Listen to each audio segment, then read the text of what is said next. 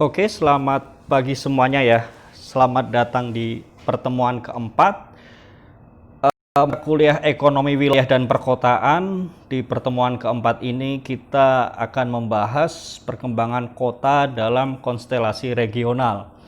Nggak bisa dipungkiri, yang namanya sebuah kota tentu tidak hidup sendiri ya. Dia memperoleh pengaruh dari wilayah di sekitarnya dan juga memberikan pengaruh kepada wilayah di sekitarnya juga. Pertama kita bahas tentang faktor perkembangan kota dalam lingkup wilayah ya. Jadi beberapa teori dikemukakan untuk menunjukkan faktor-faktor yang mempengaruhi laju perkembangan atau pertumbuhan kota-kota dalam wilayah yang lebih luas. Secara garis besar ada dua teori yang paling umum digunakan untuk menjelaskan faktor-faktor tersebut, yaitu teori basis ekonomi atau economic based theory dan teori kutub pertumbuhan atau growth pole theory. Nah, kita bahas teori yang pertama, yaitu teori basis ekonomi atau economic based theory. Jadi menurut teori ini, dasar pendukung utama sebuah kota itu berasal dari penjualan barang atau jasa yang ada di luar komunitas. Kata lain, maksud lainnya adalah ekspor ke kota lain.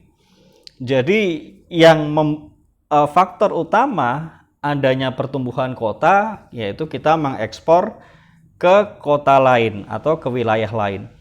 Nah, revenue ini atau pendapatan penjualan ini membantu perluasan ekonomi lokal dengan menyediakan uang yang mendukung aktivitas pelayanan. Nah, barang atau jasa yang diproduksi dalam sebuah kota untuk diekspor ke kota lain itu disebut sebagai basis. Ini ekspornya nggak harus ke luar negeri ya, tapi ke kota lain di dalam negeri.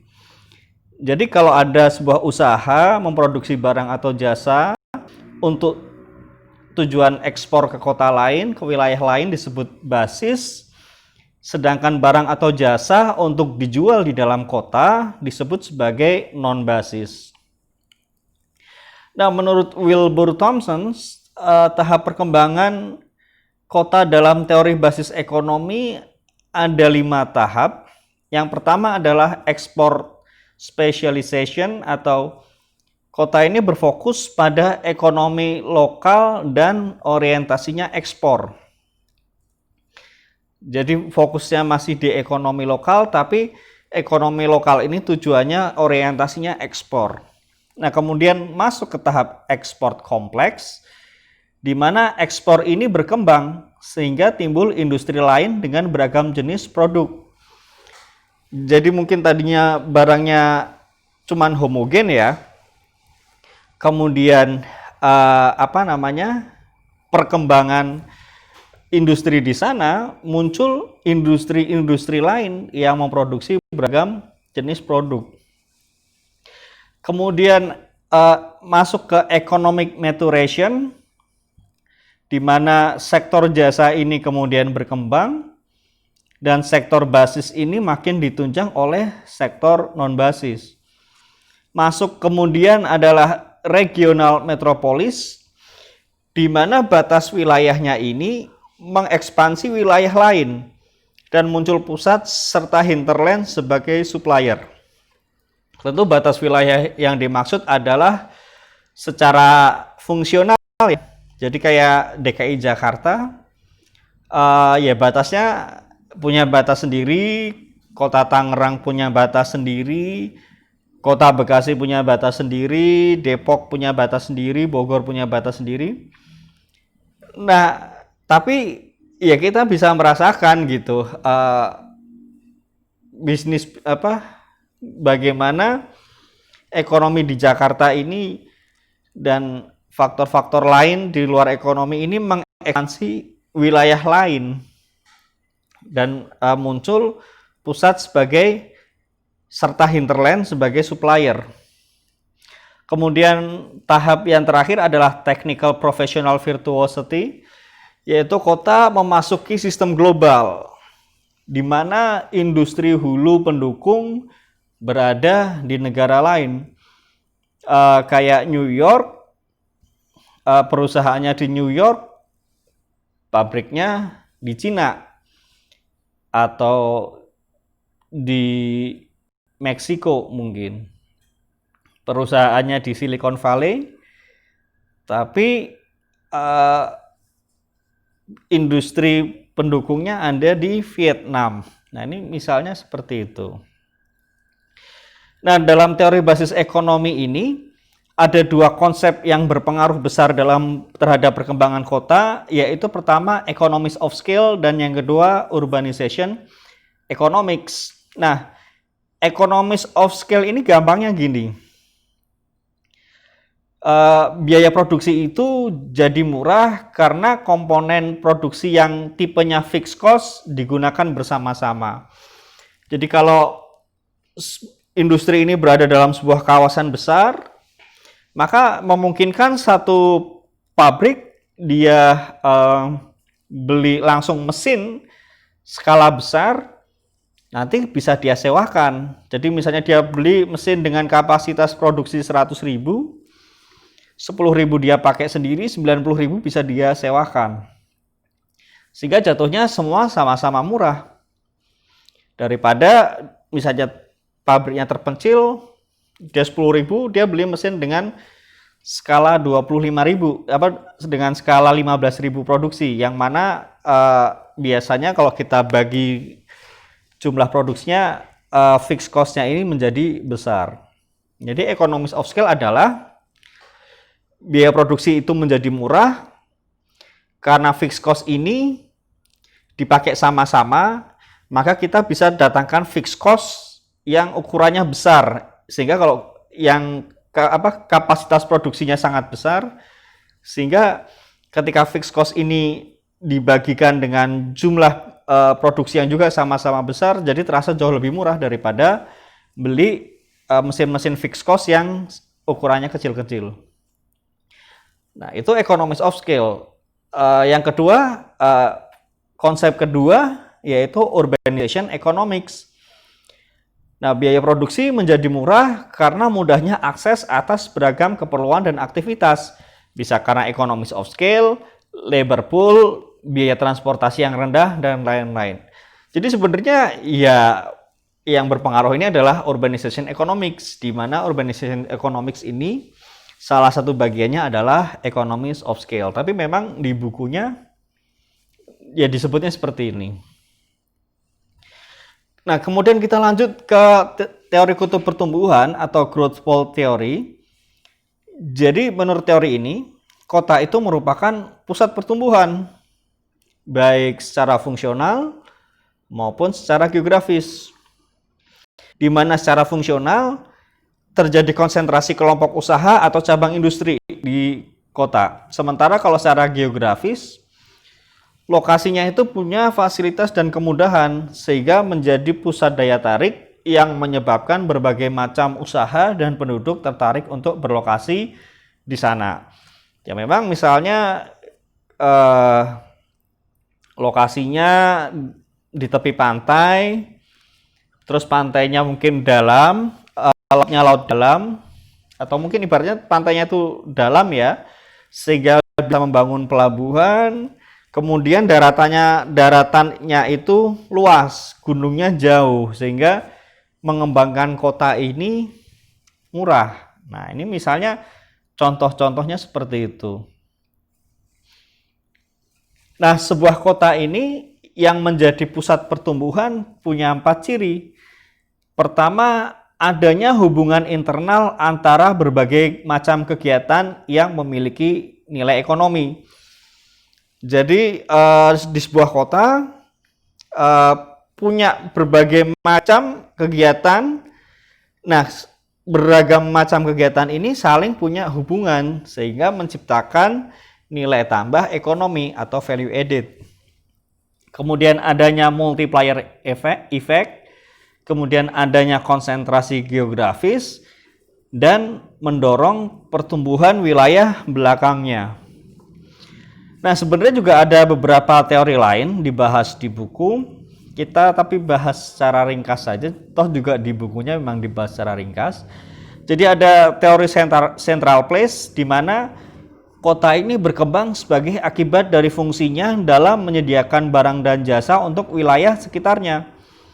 Perkembangan kota ini merupakan fungsi dari keadaan penduduk dan tingkat pendapatan wilayah sekitarnya. Ada juga teori urban base yang pada hakikatnya sama seperti teori economic base, tapi melampaui batas regional. Jadi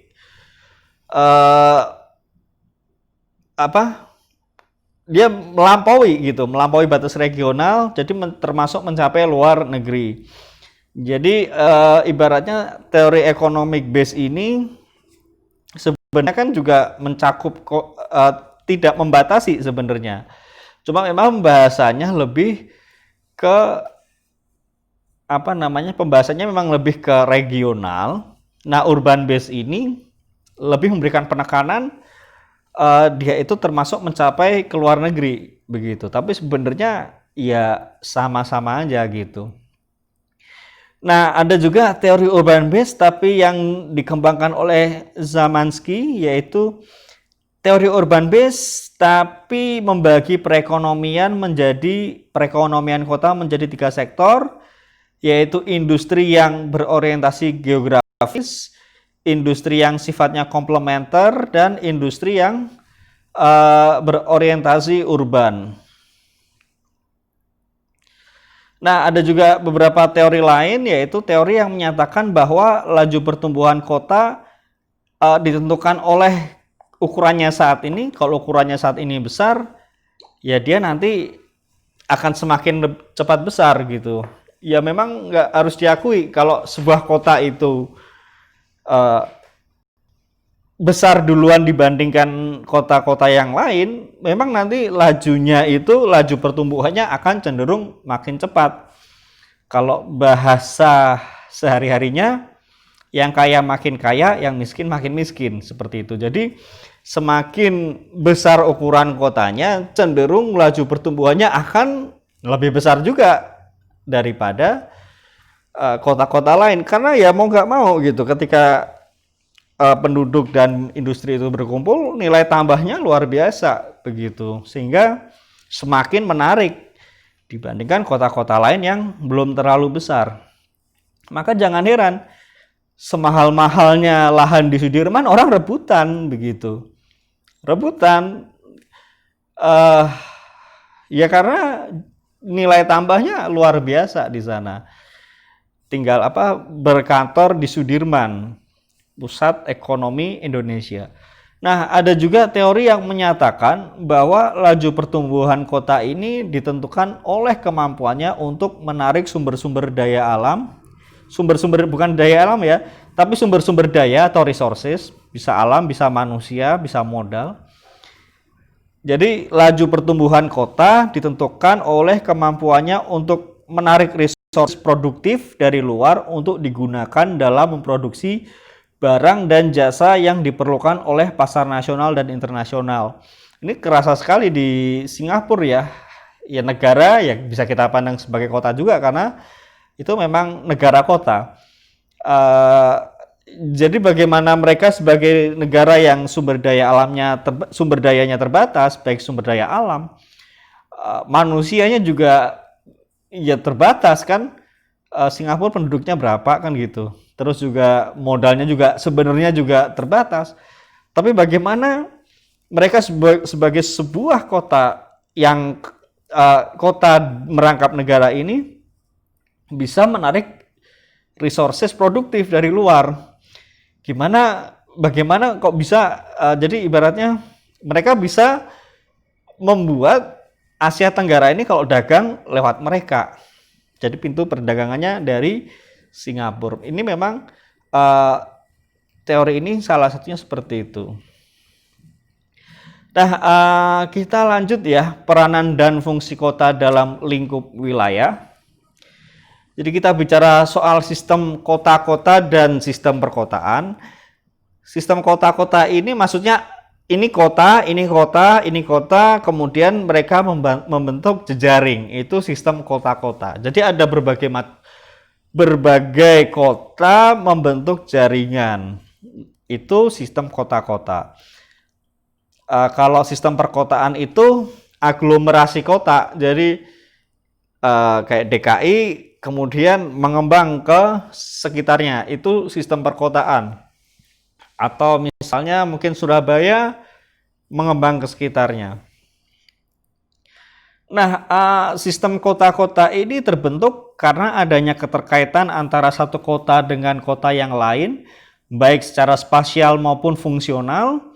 Keterkaitan ini terjadi karena terdapat kota yang menjadi pusat koleksi atau distribusi komoditas dan kota sebagai node dengan ukuran yang berbeda-beda tergantung jumlah penduduk, fungsi, dan hierarki.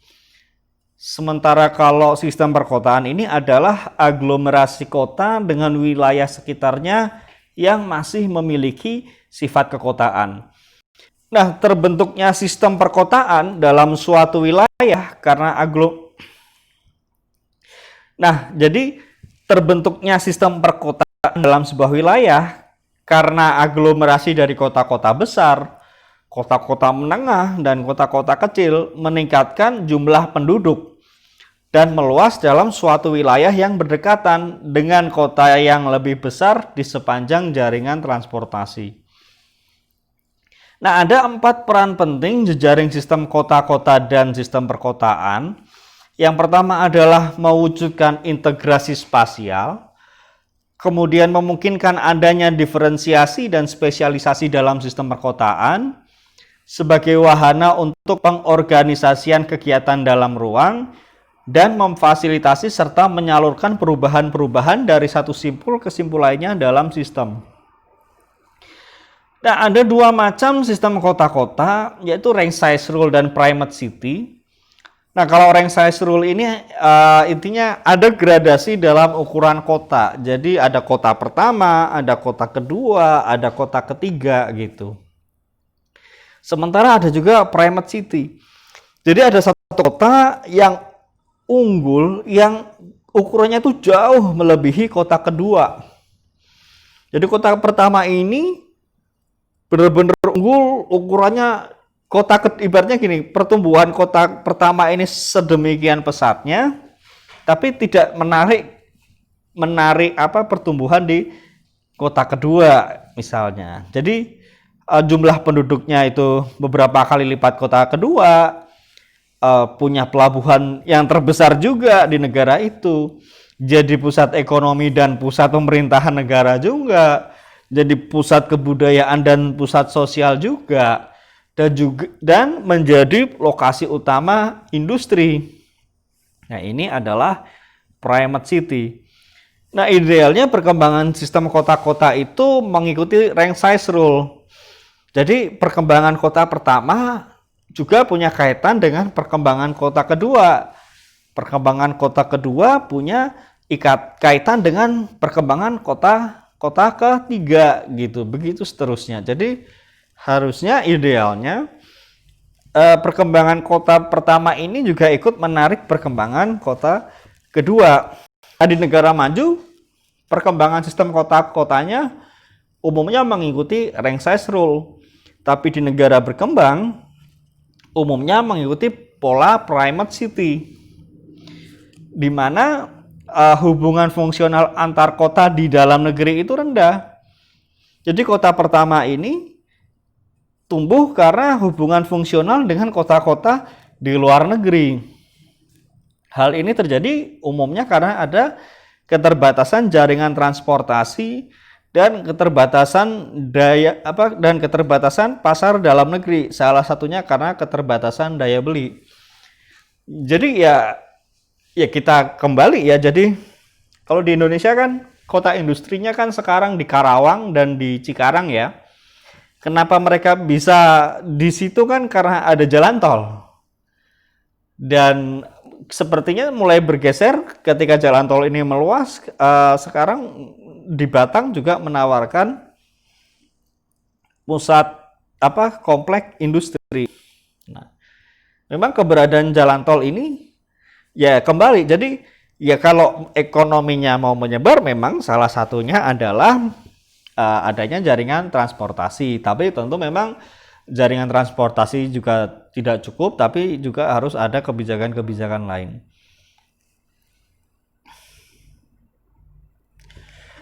Nah, peranan kota ya.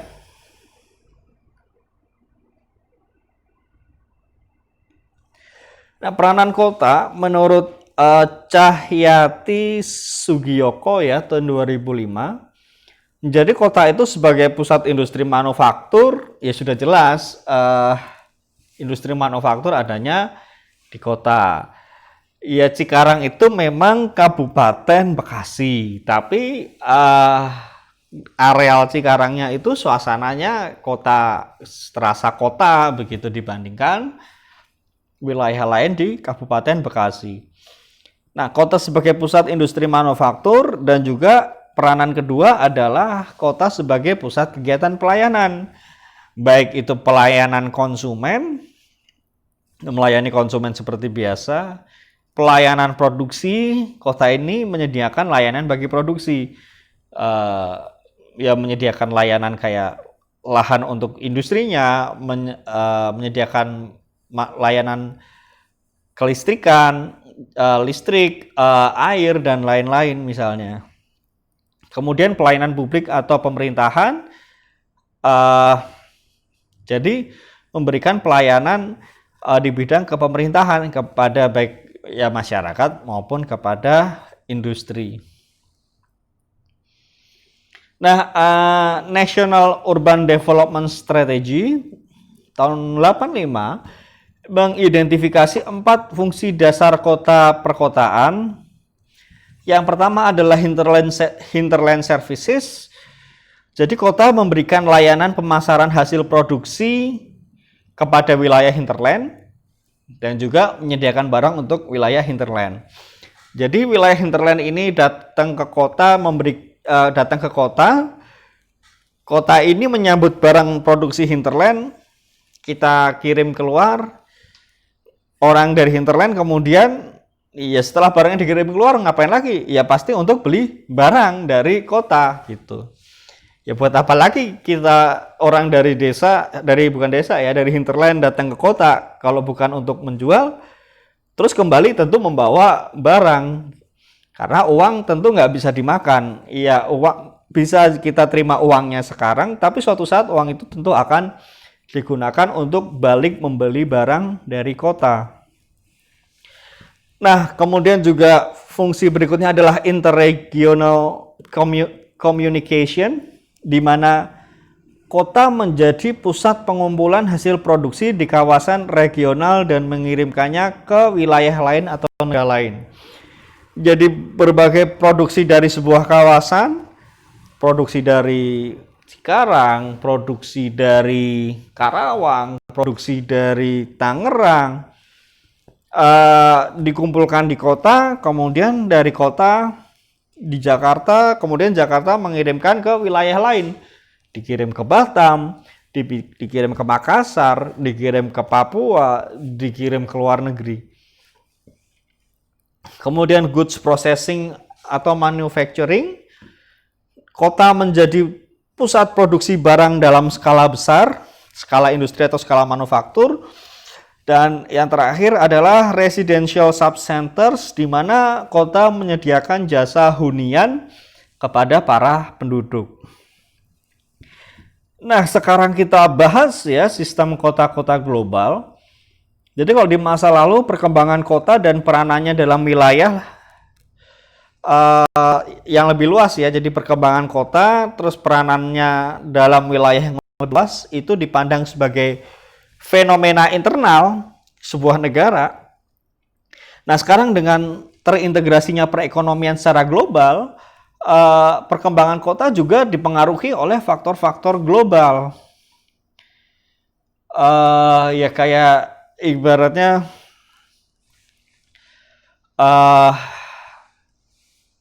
Jakarta bangun MRT kan dapat pengaruh dari Tokyo, dari Cina yang mereka bangun sistem MRT-nya. Kemudian ya dari mana lagi gitu Jakarta tahu sistem pencakar langit kalau tidak melihat di luar negeri ada perkembangan teknologi seperti ini. Nah, yang disebut globalisasi adalah fenomena di mana arus modal dan arus manusia ini dapat menjangkau seluruh dunia. Jadi orang dari Amerika bisa mengirimkan modal dan manusianya ke Indonesia. Orang Indonesia bisa mengirimkan modalnya, barangnya dan manusianya untuk ke Amerika. Itu misalnya seperti itu. Kemudian kota-kota di berbagai negara, baik negara berkembang maupun di negara maju, itu terintegrasi dalam sistem perekonomian dunia dan membentuk sistem kota-kota global. Jadi sekarang ini antar kota sudah membentuk sebuah sistem kota-kota global. Nah, globalisasi ini juga turut membawa pengaruh dalam perkembangan kota-kota di Indonesia, baik pengaruh sosial, ekonomi maupun fisik kota. Terjadi peningkatan permintaan lahan untuk kawasan industri, muncul pemukiman-pemukiman baru. Pusat kota yang tadinya pusat kegiatan manufaktur berubah menjadi pusat bisnis dan jasa. Jadi kayak di Jakarta, kita mungkin jangan ngomongin Jakarta deh, kita ngomongin Tangerang. Tangerang ini tadinya kan adalah kota industri. Kita bicara kota Tangerangnya ya, itu adalah kota industri yang menyokong Jakarta. Jadi di pusat kota Tangerang tadinya iya banyak pabrik-pabrik di sana. Tapi kemudian seiring berkembangnya waktu, pabrik-pabrik itu kemudian bergeser ke Tangerang Kabupaten. Dan yang pabrik-pabrik yang ada di pusat kota Tangerang itu beberapa sudah mulai tutup. Kemudian diganti dengan apartemen, diganti dengan hunian, diganti dengan mall. Nah, itu seperti itu. Jadi Jakarta juga tadinya kan ya manufaktur ada di Jakarta Utara, Jakarta Barat, mungkin Jakarta Timur. Tapi habis itu mulai tergeser karena eman-eman gitu. Kok cuma jadi manufaktur, akhirnya jadi kantor bisnis, bisa jadi perumahan. Ya di mana ada bisnis kan butuh rumah gitu. Dan akhirnya industrinya bergeser ke Bekasi, kemudian geser lagi ke Bekasi Kabupaten, geser juga ke Karawang. Jadi pusat kota yang semula kegiatan manufaktur berubah menjadi pusat bisnis dan jasa, industri manufakturnya geser ke tepi kota, pemukiman di pusat kota juga beralih fungsi jadi pusat bisnis. Di pusat kota kemudian muncul hunian vertikal. Nah, kemudian ya, dampak globalisasi adalah berkembangnya industri yang sifatnya foodless. Foodless itu berarti kehilangan kaki gitu. Maksudnya gimana? Jadi industrinya ini tidak punya keterkaitan dengan bahan baku lokal dan perekonomian lokal. Jadi kayak di Karawang industri elektronik, emang silikonnya dari Karawang kan enggak? Besinya apa dari Karawang? Enggak juga. Tembaganya dari mana? Tapi berkembangnya di mana? Kayak industri garmen ada di Tangerang, ada di Bandung. Apakah bahan bakunya dari sana? Nah, kayak Tangerang, apakah bahan bakunya dari Tangerang? Nah, ini bisa jadi bahan bakunya impor dari Cina. Kayaknya impor dari Cina, kemudian kita jahit. Nah, jadi industri yang berkembang di kota ini, jadi kota ini mandiri dari sumber daya alam. Dalam artian bukan mandiri berarti mereka nggak butuh sumber daya alam dari tempat lain. Tapi bahan bakunya ini mereka tidak tergantung pada alam gitu. Mereka mendatangkan dari tempat lain. Keterkaitan dengan ekonomi lokal itu hanya sebatas menyediakan tenaga kerja murah. Ya, jadi kalian direkrut sebagai pekerja, ya bukan kalian ya, tapi ibaratnya Ya kita paham lah ya, maksudnya ya kenapa kalian dipekerjakan, ya maksudnya ini ada beberapa orang dipekerjakan kenapa? Karena mereka murah begitu. Tapi moga-moga nggak murah terus ya, moga-moga skill kita bisa upgrade, modal bisa kita upgrade, teknologi bisa kita upgrade. Kita juga punya kebijakan yang mendorong upgrade tadi sehingga jangan murah terus. Kemudian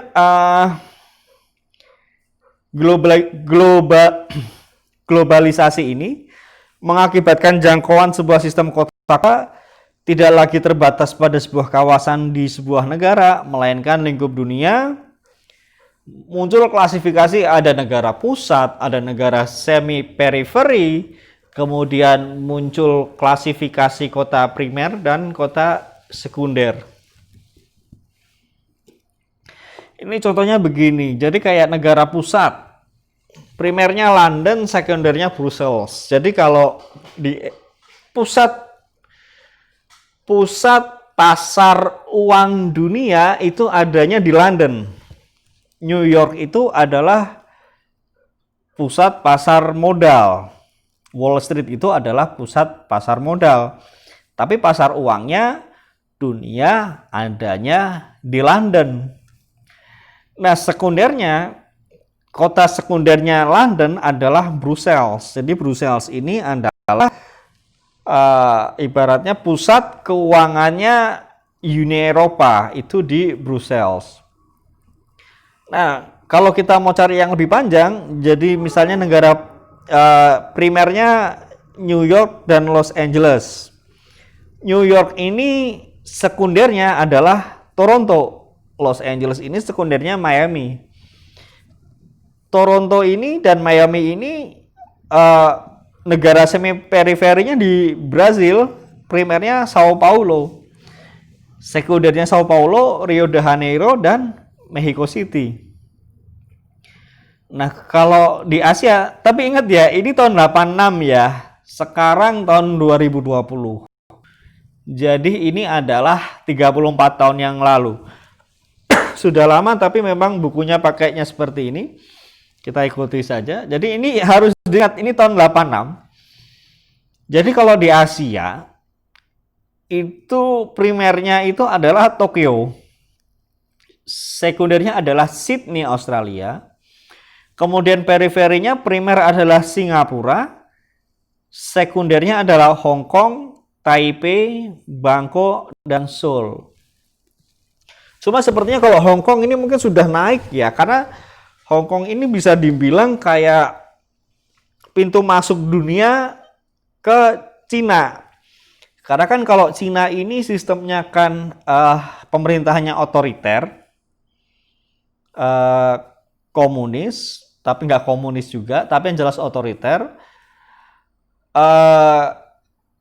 Negara Barat kalau mau urusan dengan Cina, mereka lebih suka lewat Hong Kong. Karena Hong Kong meskipun adalah bagian dari Cina, tapi ketika serah terima tahun 97, perjanjian dengan Inggris adalah Hong Kong itu harus dibiarkan menjadi negara demokratis selama 50 tahun.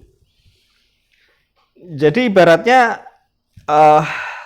one nation two system. Jadi Cina boleh punya sistemnya sendiri, tapi Hong Kong selama 50 tahun dari tahun 97 itu harus demokratis. Sehingga negara-negara barat kalau mau urusan dengan Cina ya lewat Hong Kong, itu paling enak. Nah, jadi dengan Beijing ini berkembang, Cina ini berkembang, maka Hong Kong juga ikut kedorong. Karena berkembangnya Cina ini fasilitasinya dari Hong Kong begitu. Cuma sekarang sedang ada pergolakan di sana ya. Jadi karena Cina sepertinya mau melanggar perjanjian itu,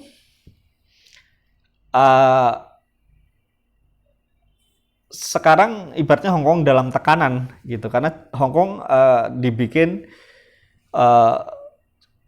dalam kuasa otoriter, pemerintahan otoriter Cina begitu, sehingga negara-negara maju ini, negara-negara Eropa dan Amerika ini sedang ya mengancam bahwa mereka akan ya sudah kalau gitu kekhususan Hong Kong ini kita tarik. Nah, ini nanti akan menjadi semakin seru lah ya. Kita tonton aja. Moga-moga kita nggak perlu ikut perang juga. Nah, kita lanjut ke fenomena mega urban ya. Kayaknya nggak mungkin perang deh. Kita lanjut ke fenomena mega urban. Menurut studi Goldman pada tahun 60-an, Amerika Serikat itu memiliki pola pertumbuhan kota dan kawasannya secara megapolis. Jadi pola pertumbuhan kota dan kawasan di Amerika itu secara megapolis, di mana urbanisasi itu dominan terjadi di pusat kawasan urban. Tapi kalau studi McGee tahun 80-an di Asia, proses urbanisasi di pinggiran kota besar justru lebih besar daripada di pusat kota. Jadi di pinggiran kota besar, urbanisasinya ini justru lebih pesat. Lebih banyak orang datang ke pinggiran daripada di pusat kota. Bukan berarti yang datang di pusat kota sedikit loh ya. Yang datang ke pusat kota ya banyak. Tapi kalah banyak dibandingkan yang pinggiran. Nah, jadi ini jangan sampai salah. Bukan berarti terus kemudian pusat kotanya nggak ada yang datang. Ya rame juga. Tapi lebih rame lagi di pinggiran kota. Nah, fenomena ini ya namanya sebagai kota desasi. Nah, menurut deskripsi McGee ya tahun 87, struktur kota mega ini terdiri atas kota besar, wilayah pinggiran, desa kota, desa berkepadatan penduduk tinggi, desa berkepadatan penduduk rendah, dan kota kecil. Nah, konsep kota desasi ini kemudian mendasari konsep extended metropolitan regions yang wilayahnya punya ciri pertama, kepadatan penduduknya tinggi. Kedua, sebagian besar penduduk bergantung pada sektor pertanian. Ingat ya, ini tahun 87 loh ya. Ya, di stan itu Bintaro jalannya masih jalan tanah. Tahun 2006, kalau kalian tahu Mall Summarecon Serpong, saya lupa, saya pernah dapat cerita dari teman. Itu Summarecon Serpong itu entah belum berdiri atau sudah berdiri, tapi sekitarnya sawah. Jadi teman saya ini persiapan Olimpiade Fisika Internasional ya di Surya Institute tahun 2006. Jadi bercerita kepada saya bahwa di sana banyak sawah. Itu tahun 2006. Sehingga teman saya ini harus ke Lippo Karawaci. Kalau mau ke mall, mungkin Summarecon Mall Serpong berarti mungkin belum ada. Jadi tahun 2006, Summarecon Mall Serpong saja tahun 2006 itu masih sawah gitu. Gading Serpong itu masih sawah. Bintaro ya Bintaro berarti tahun 87 mau kayak apa misalnya. Tahun 87 itu berarti kayak gimana kalau kebayang kan gitu. Jadi ingat ya, ini adalah deskripsi McGee di tahun 87. Ini yang harus diingat. Jadi sebagian besar penduduk bergantung pada sektor pertanian padi, tapi pemilikan lahannya sudah sempit. Maksudnya ya mungkin lahan padinya tetap luas, tapi yang dia miliki sempit, yang jadi ibaratnya kayak yang punya tuh banyak gitu. Sehingga per orang punya lahannya sempit.